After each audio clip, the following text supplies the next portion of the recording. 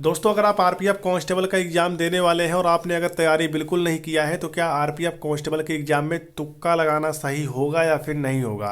तुक्का लगाने का क्या क्या ट्रिक है आज मैं आप सभी को इस वीडियो में बताने वाला हूं। जीएस में तुक्का कैसे लगाना है, मैथ में तुक्का कैसे लगाना है और रीजनिंग में आप सभी को आरपीएफ कांस्टेबल के एग्जाम में तुक्का कैसे लगाना है, जिससे आप सभी का तुक्का जो है वो सही हो जाए। और तुक्का किस कंडीशन में लगाना चाहिए वो भी मैं आपको इस वीडियो में बताने वाला हूँ। अगर आप भी आरपीएफ कांस्टेबल की तैयारी नहीं कर पाए हैं या फिर तैयारी किए हैं तो उस लेवल की तैयारी नहीं की है जिससे आपका सिलेक्शन हो सके, तो आप कुछ क्वेश्चन में तुक्का कैसे लगा सकते हैं। और अगर आपने बिल्कुल तैयारी नहीं किया है कि मुझे इसमें सिलेक्शन में पा सकता हूं, अगर आपका सेल्फ कॉन्फिडेंस भी यहां पे बिल्कुल डाउन हो चुका है, तो इस कंडीशन में आप सभी सिलेक्शन कैसे पा सकते हैं, आरपीएफ कांस्टेबल में तुक्का कैसे लगाना है, सारी जानकारी आज के इस वीडियो में मैं आप सभी को देने वाला हूं। तो वीडियो को आप सभी ध्यान देखिएगा। जब भी आप सभी एग्जाम देने जाओगे तो एक आप सबके सामने यहाँ पे क्वेश्चन होगा और क्वेश्चन नीचे आपको यहाँ पे 4 विकल्प देखने को मिलेगा और सारे विकल्प आपको लगेंगे बिल्कुल सही है, लेकिन आपको सही विकल्प का चयन जो है वो कैसे करना है आज इस वीडियो में आप सभी को पता चलने वाला है। तो चलिए फटाफट आप सभी चैनल को सब्सक्राइब कर लीजिए पहली बात, क्योंकि जैसे आप सभी को कोई भी अपडेट आती है सबसे पहले आप सभी को इस चैनल के माध्यम से इंफॉर्मेशन दिया जाता है। देखिए,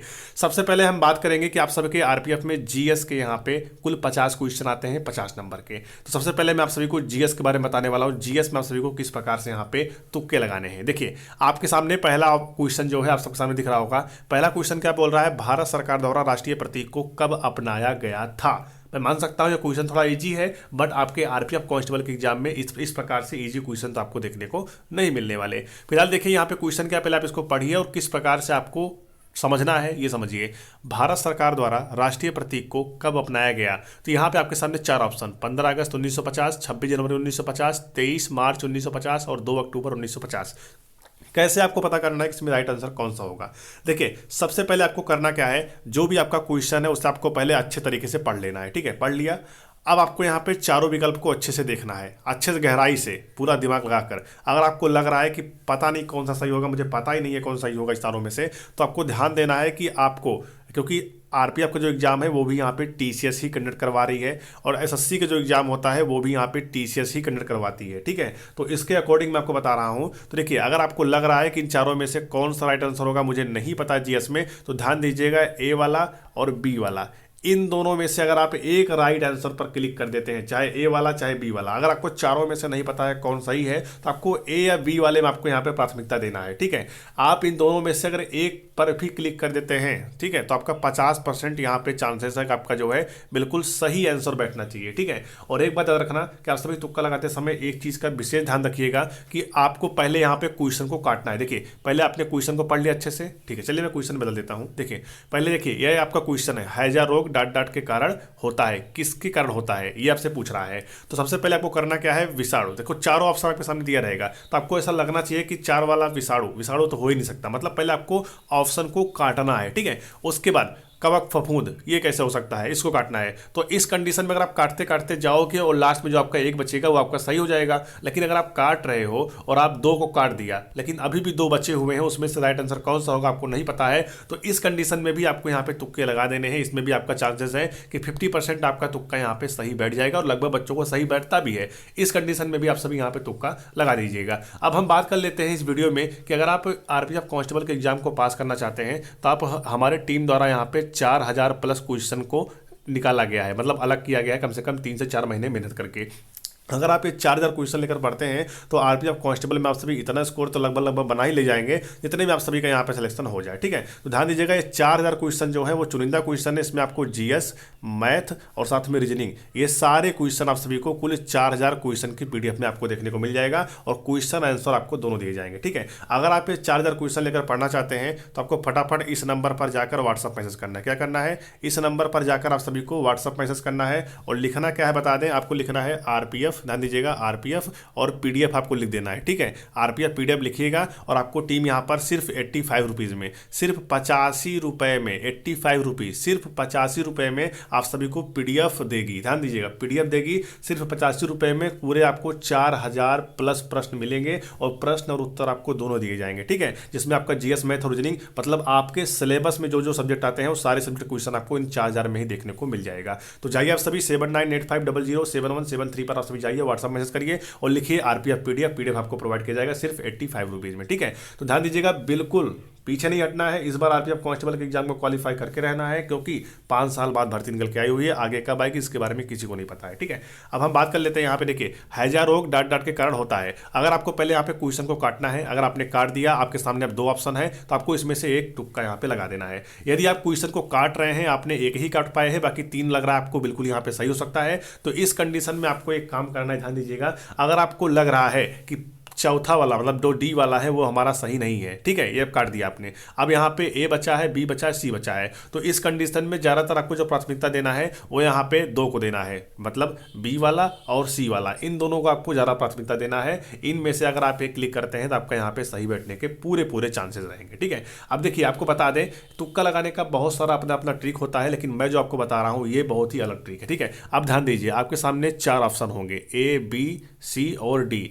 इस कंडीशन में करना क्या है, देखिए, जीएस में ज़्यादातर जो उम्मीद रहते हैं, ज़्यादातर जो उम्मीद देखे गए हैं वो यहाँ पर बी वाला और डी वाला ऑप्शन जो है बिल्कुल सही देखने को मिला है लगभग केसेस में, लगभग क्वेश्चन में। ठीक है, तो अगर आपको चारों में से, अगर आप जीएस लगा रहे हैं, ठीक है, जीएस अगर आप हल कर रहे हैं क्वेश्चन, अगर आपको लग रहा है कि इन चारों में से कौन सा सही होगा मुझे नहीं पता है, तो आप अगर तुक्का लगाने सोच रहे हैं तो आप बी वाला और डी वाला में से अगर आप क्लिक करते हैं तो आपका एक यहाँ पे जो है सही बैठने के पूरे पूरे उम्मीद रहेंगे। ठीक है, अब हम बात कर लेते हैं कि तुक्का किस कंडीशन में लगाना चाहिए। देखो, अगर आप आरपीएफ का एग्जाम देने गए हो, आपके एग्जाम में 120 क्वेश्चन आएगा। ठीक है, अगर आप सभी यहाँ पे 60 से 65 क्वेश्चन अगर आपने बिल्कुल यहाँ पे सही कर दिया, कितना, 60 से 65 क्वेश्चन आपने सही कर दिया, अब आगे का क्वेश्चन आपको नहीं आ रहा है, ठीक है, आपको ये भी पता है कि 60-65 में हमारा सिलेक्शन जो है वो नहीं होगा, मैं तो वैसे ही बाहर हो जाऊंगा, तो इस कंडीशन में अगर आप सभी यहाँ पे 15 से 20 क्वेश्चन या फिर 10 क्वेश्चन तुक्का लगा देते हैं, तो किस्मत है अगर आपका तुक्का सही बैठ गया तो आप सभी यहाँ पे सिलेक्शन पा सकते हो। तो उस कंडीशन में तुक्का आपको कैसे लगाने हैं वो तरीका मैं आपको बता रहा हूँ। ठीक है, अगर आप जा रहे हो एग्जाम देने और आपने बिल्कुल पढ़ाई नहीं की है, कैसे मैं दूंगा एग्जाम, आपको कोई भी क्वेश्चन नहीं आ रहा है, तो इस कंडीशन में आपको तुक्का कैसे लगाना है। देखिए, इस कंडीशन में आपको तुक्का लगाने का भी अपना ट्रिक है। इस कंडीशन में तुक्का आपको इस तरीके से लगाना है, ध्यान दीजिएगा। पहले आपको देखो, ए होता है, बी होता है, सी होता है और डी होता है। ठीक है, तो पहले अगर आप जीएस में जा रहे हैं तो जीएस में आपको पहले से लेकर चौथे तक ए और ए और ए कर देना है। ठीक है, उसके बाद आप सभी को फिर 5 से लेकर फिर ध्यान दीजिएगा 8 तक करीब आप सभी को फिर बी कर देना है, फिर सी कर देना है, डी कर देना है। अब चाहे आप सभी यहाँ पे शुरुआत ए से करो, चाहे बी से करो, चाहे सी से करो, चाहे डी से करो, बट करना आप सभी यहाँ पे सीरियल वाइज। ठीक है, अगर आपने पहले 4 में अगर बी लगा दिया है तो दूसरे 4 में भी आपको डी या सी या ए लगाना है, मतलब एक सीरियल वाइज करके चलना है। ऐसा अगर आप करते हैं तो हो सकता है आपके यहाँ पे चांसेस जो सिलेक्शन के हो जाए, क्योंकि सिलेक्शन चांसेस तो आपके वैसे भी नहीं होंगे क्योंकि आपने बिल्कुल पढ़ाई की ही नहीं होगी। अगर आपको 120 क्वेश्चन अगर आपको बिल्कुल नहीं आ रहा है कोई, तो आप सभी इस कंडीशन में यहाँ पे तुक्का लगाइएगा, किस्मत है आप सभी का सिलेक्शन जो है इसमें हो जाए। अब देखिए, मैंने आपको बता दिया जीएस में कैसे क्या करना है। अब मैं चलता हूँ रीजनिंग में और मैथ में, वहां से भी मैं आपको बता देता हूँ किस तरीके से आपको तुक्के को लगाना है, किस तरीके से आपको सवाल को सॉल्व करना है। देखिए मेरे दोस्त, अब हम बात कर लेते हैं मैथ को लेकर। अगर आप मैथ को बता दूं, मैथ का जो क्वेश्चन है आरपीएफ में टोटल 35 क्वेश्चन आएगा। ठीक है, और ऐसा बहुत कम देखने को मिल रहा है कि एक टॉपिक से आपको 2 क्वेश्चन ही देखने को मिल रहा है, बहुत ज़्यादा 1 क्वेश्चन देखने को मिलेगा।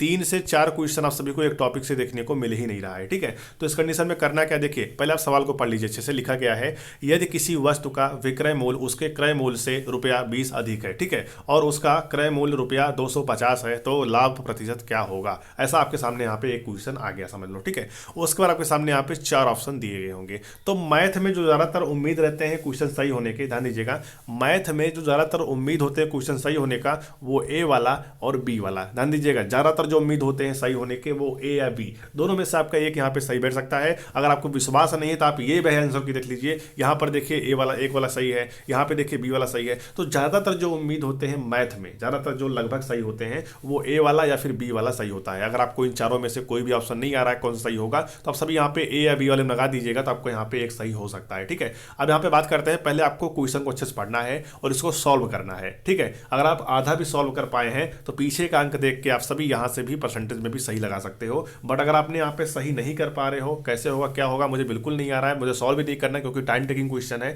तो इस कंडीशन में आप सभी यहाँ पे ए या बी लगाएंगे तो आपका ज्यादातर उम्मीद है यहाँ पे क्वेश्चन जो है बिल्कुल सही हो जाए। ठीक है, अब देखिए ये हो गया आपका मैथ का। अब यहाँ पे सबसे बड़ा जो डाउट आता है रीजनिंग को, क्योंकि रीजनिंग में क्या होता है क्वेश्चन आ रहा होता है लेकिन टाइम लगता है और मैं सॉल्व नहीं कर पाता हूं। ऐसा बहुत सारे बच्चों के यहाँ पे सवाल रहता है। चलिए मैं इसके बारे में भी आपको बता देता हूं। देखिए दोस्तों, रीजनिंग के क्वेश्चन जो है आपके सामने यहाँ पर दिख रहे हैं, लिखा क्या गया है, दी गई अक्षर श्रेणी में प्रश्नवाचक चिन्ह के स्थान पर कौन सा अक्षर आएगा। देखिए यहाँ पे लिखा गया है, बी लिखा गया है, ई लिखा गया है, जे लिखा गया है, क्यों लिखा गया है, अब आगे कौन सा ऑप्शन आएगा, ये यहाँ पे पूछा जा रहा है। चलिए मैं इसके बारे में आपको यहाँ पे बता देता हूँ। तो देखिए मेरे दोस्त, तुक्का लगाने का बहुत सारा ट्रिक होता है, बट आप किस ट्रिक को यहाँ पे फॉलो करते हो वो बहुत ज़्यादा इंपॉर्टेंट है जानना, ठीक है। लेकिन मैं आपको बता दूं, तुक्का लगाइए या ना लगाइए, या फिर आपने कुछ क्वेश्चन यहाँ पे लगभग 50 क्वेश्चन अगर आपने सही कर दिया है तो चलिए सिलेक्शन आपका नहीं होगा। कम से कम आपको यहाँ पे 15 से 20 क्वेश्चन फिर आपको तुक्का लगाना पड़ेगा। तो उस कंडीशन में आप सभी यहाँ पे तुक्का लगाकर जॉब पा सकते हो। लेकिन अगर आपको लग रहा है कि मेरा 120 क्वेश्चन है और मुझे बिल्कुल नहीं आ रहा है तब मैं जॉब पा जाऊँ, तो आपको बता दें रेलवे में आप सभी का 1/3 का निगेटिव मार्किंग भी है। अगर आप 3 क्वेश्चन यहाँ पे गलत कर देते हैं तो आपका सही वाला 1 नंबर यहाँ पे काट लिया जाएगा।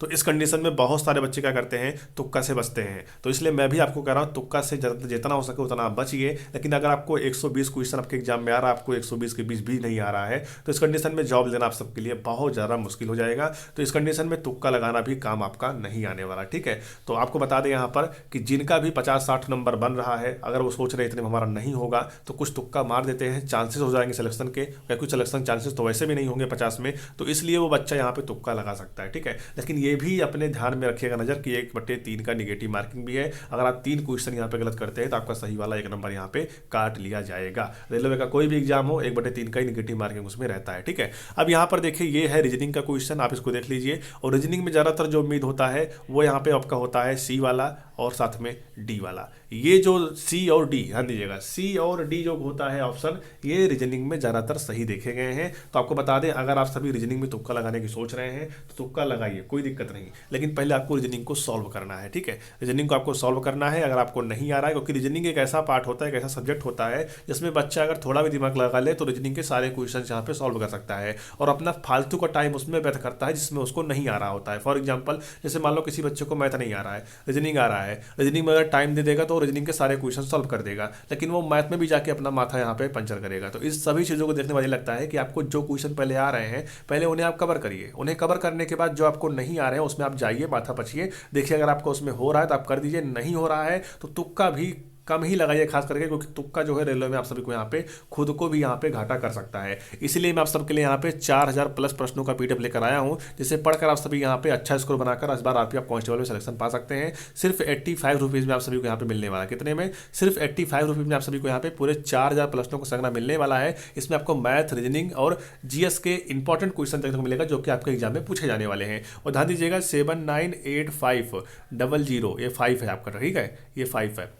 79850071 और 73 पर आपको जाकर व्हाट्सअप मैसेज करना और लिखना है आरपीएफ पीडीएफ। तो आपको यहाँ पे पूरे 4000 क्वेश्चन की पीडीएफ प्रोवाइड किया जाएगा सिर्फ 85 रुपीज़ में। जाइए, लीजिए, पढ़ाई करिए। आप जैसे बहुत सारे बच्चों ने लेकर पढ़ा है, अब आपकी बारी है। अगर आप पढ़ाई करेंगे तभी आपका सिलेक्शन होगा, ठीक है। और इसमें रीजनिंग में ज़्यादातर जो उम्मीद है वो आपका 3 और 4 वाला, जो मतलब सी और डी वाला जो ऑप्शन होगा वो ज़्यादातर उम्मीद है सही होने का। बाकी भी होते हैं लेकिन कम होते हैं, ठीक है। ये मैं नहीं कह रहा हूँ नहीं होते, कम होते हैं। लेकिन अगर आपको चारों में से कोई भी ऑप्शन नहीं आ रहा है तो आप ये कर सकते हो। और रीजनिंग में सबसे बड़ा जो ट्रिक है, ध्यान दीजिएगा, रीजनिंग में जो सबसे बड़ा ट्रिक है वो सबसे बड़ा ट्रिक यह है कि आप सभी को रीजनिंग पहले सॉल्व करना है और सॉल्व करते समय आपको क्वेश्चन जो ऑप्शन होगा, ऑप्शन को आपको कट करते हुए चलना है। क्योंकि रीजनिंग में ज़्यादातर जो क्वेश्चन सही हो जाते हैं वो आपके ऑप्शन कट करने से ही सही हो जाते हैं, ठीक है। तो अगर आप ऑप्शन को कट कर देते हो, लास्ट में जो आपका एक ऑप्शन बचेगा वही आपका राइट आंसर हो जाता है। तो आपको इस तरीके से भी अपने आरपीएफ कांस्टेबल के एग्जाम को सॉल्व करना है, ठीक है। तो आज की वीडियो हमारी यहीं तक रही मेरे भाई। चैनल को आप सभी जरूर सब्सक्राइब कर लेना, क्योंकि आगे आने वाले समय में प्रॉपर तरीके से हर एक भर्ती की इन्फॉर्मेशन आपको इस चैनल के माध्यम से मिलती रहती है, ठीक है। तो चलिए फिर मिलते हैं नेक्स्ट वीडियो में। आपका एग्जाम कब है, कितने शिफ्ट में है, कितने तारीख को है, कमेंट बॉक्स में जरूर लिखिएगा। तो मिलते हैं नेक्स्ट वीडियो में। जय हिंद, वंदे मातरम।